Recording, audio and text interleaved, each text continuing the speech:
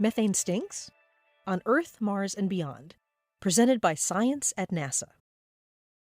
It's thought that standing near a cow for any period of time will reveal that methane stinks. While methane is actually odorless and colorless, to many researchers, methane is sweet. To exobiologists, it is the aroma of life. To planetary scientists, it is a greenhouse gas and a key ingredient of atmospheres on a variety of worlds. On Mars, it is a scientific bonanza. Hundreds of millions of miles from Earth, NASA's Curiosity rover has caught a whiff of methane on the red planet. On 4 occasions in late 2013 and 2014, the rover sniffed the air and found relatively intense concentrations of methane, a 10-fold increase compared to earlier measurements. This confirmed earlier detections of methane on Mars from ground-based observatories on Earth. Here on Earth, most methane comes from life, mainly from anaerobic microbes called methanogens, such as in the guts of cows, but also from the decay of plant matter and other biological processes in places like wetlands. Does methane on Mars suggest life there too?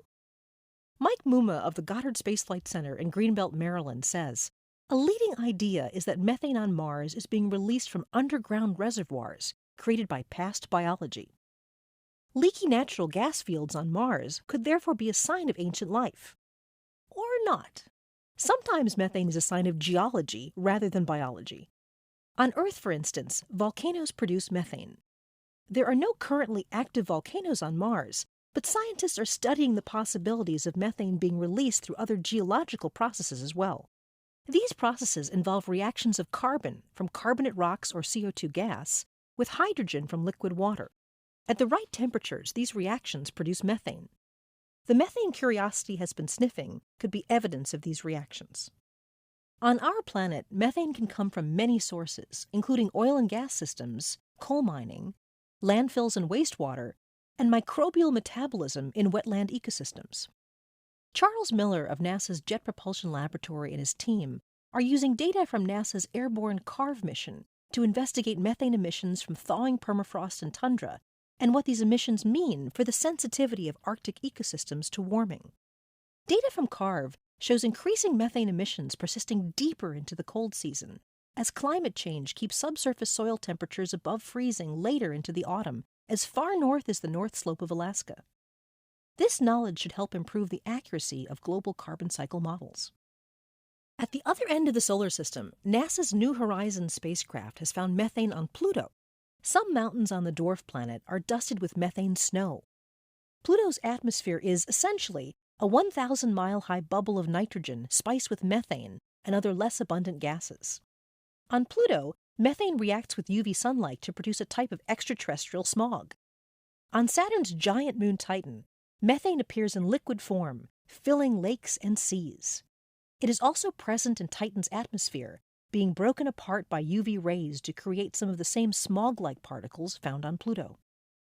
Wherever it comes from, methane is an important greenhouse gas, approximately 25 times more potent per molecule than carbon dioxide over a 100-year period. One reason scientists track methane is to quantify methane's contribution to greenhouse warming.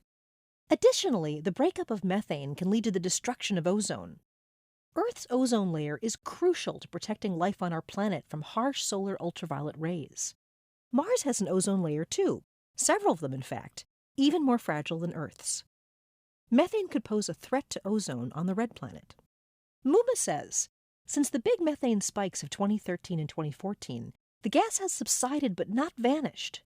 Curiosity is currently sensing methane at very low, yet still variable levels.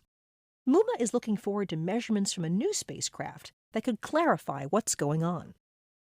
Europe's Trace Gas Orbiter was launched in March and will orbit Mars in October of 2016. The spacecraft will be able to monitor methane as well as other trace gases Curiosity is detecting. Within a year of its arrival, the Trace Gas Orbiter will attempt to map the entire planet and identify areas of methane release.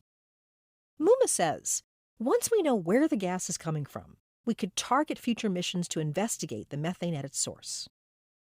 Stay tuned for more clues from science.nasa.gov.